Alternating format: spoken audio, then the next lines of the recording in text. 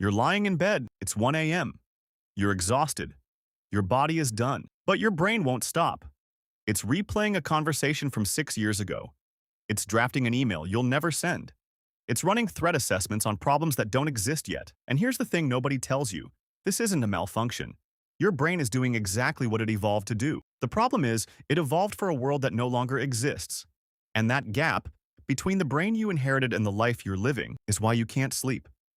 Let's start with what sleep actually is, not the self-help version. The biological one. Every night, your brain cycles through 4 distinct stages: light sleep, deep sleep, REM, and back again. During deep sleep, your brain flushes out toxic proteins that accumulate during waking hours. During REM, it processes emotional memory, strips the emotional charge from difficult experiences, and files the day away. Sleep isn't rest, it's maintenance. It's the only window your brain has to repair itself. And when you fight it, delay it, or fragment it, you're not just tired the next day. You're accumulating damage, slowly, invisibly, the way rust spreads under paint. Now, here's where it gets interesting. For roughly 300,000 years, humans didn't have a sleep problem. Not because ancient life was peaceful, it wasn't, but because the conditions that shaped human sleep were intact. And those conditions look nothing like your bedroom. In 2015, researchers studied 3 hunter-gatherer communities: the Hadza in Tanzania, the San in Namibia, the Tsimane in Bolivia. No electricity, no screens, no alarm clocks. They tracked their sleep patterns for months. What they found surprised almost everyone. These groups slept less than modern Western adults, about 6.5 hours on average. But here's the critical difference. They fell asleep easily, they woke naturally, and they reported almost zero insomnia. Not because their lives were easier, because their biology was being used correctly. The first thing those communities had that you don't is a temperature drop. Human sleep is triggered by a fall in core body temperature of about 1 to 2 degrees Fahrenheit. This happens automatically at sunset in a natural environment. The air cools. Your body follows. The drop signals your brain to release melatonin, the hormone that initiates sleep. In your home, the temperature stays constant all night. Your heating and cooling system is working against 300,000 years of biological programming. Your brain is waiting for a signal that never comes. The second thing is darkness. Real darkness. Not dimmed lights, not blue light blocking glasses. Absolute darkness. The kind that existed everywhere on Earth before Thomas Edison changed the night. Light suppresses melatonin production. This is a hard biological fact. A single 60-watt bulb at 10 p.m. delays your melatonin release by up to 90 minutes. Your phone screen at midnight can push it back further. You're not a night owl. You're a human being, with artificial daylight flooding your retinas at the exact moment your ancestors' world went completely dark. But here's the part that changes how you understand insomnia entirely. In 1992, psychiatrist Thomas Wehr conducted an experiment that should have rewritten the conversation around sleep. He recruited healthy adults with no sleep disorders and removed artificial light from their lives completely. 14 hours of darkness every day for a month. Within 3 weeks, every single participant's sleep transformed. They didn't sleep 8 uninterrupted hours. They slept in 2 separate phases, about 4 hours of deep sleep, then an hour to 90 minutes of calm wakefulness, then another 4 hours. Between the 2 sleeps, participants described a state of unusual calm, not restlessness, not anxiety, a kind of still, quiet awareness they had never experienced before. Wehr called it the watch, and it wasn't new. Medieval Europeans called it first sleep and second sleep. Chaucer wrote about it.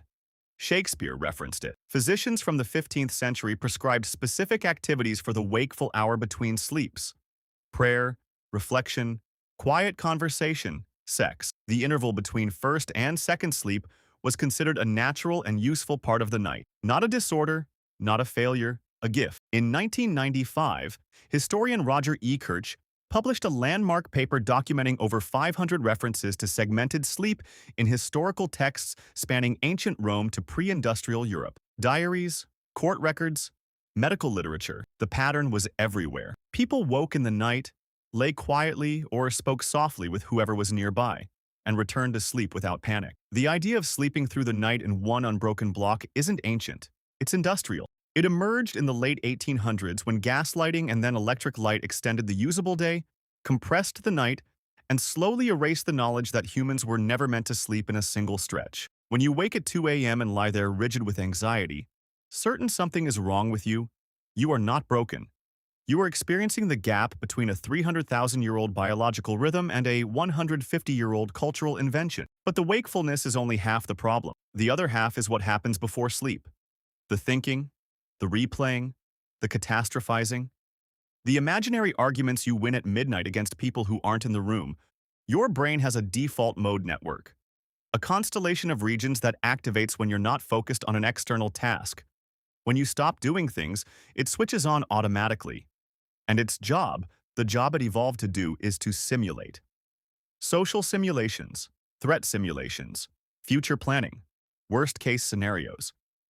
For most of human history, this was valuable. Running mental rehearsals of dangerous situations meant you were more prepared for them. The brain that replayed the lion attack at night survived longer than the one that didn't. The problem is, your default mode network cannot distinguish between a lion and an unanswered email. It threat assesses both with identical urgency. So when you lie down and stop stimulating yourself with screens and tasks, your brain does what it was built to do. It runs its simulations. It reviews the social dynamics of your group. It rehearses tomorrow's difficult conversation. It identifies everything that could go wrong and cycles through contingencies for each one. Not because you're anxious, because you're human. Because the brain doing this is the brain that kept your lineage alive for 300 millennia. You just never evolved an off switch. Ancient humans had something that quieted this process naturally. Exhaustion from physical activity. Fire to stare into, which research now shows induces measurable drops in blood pressure and shifts brain activity toward a meditative state. Social presence. Other warm bodies nearby, breathing, existing, signaling that the group was intact and the night was safe.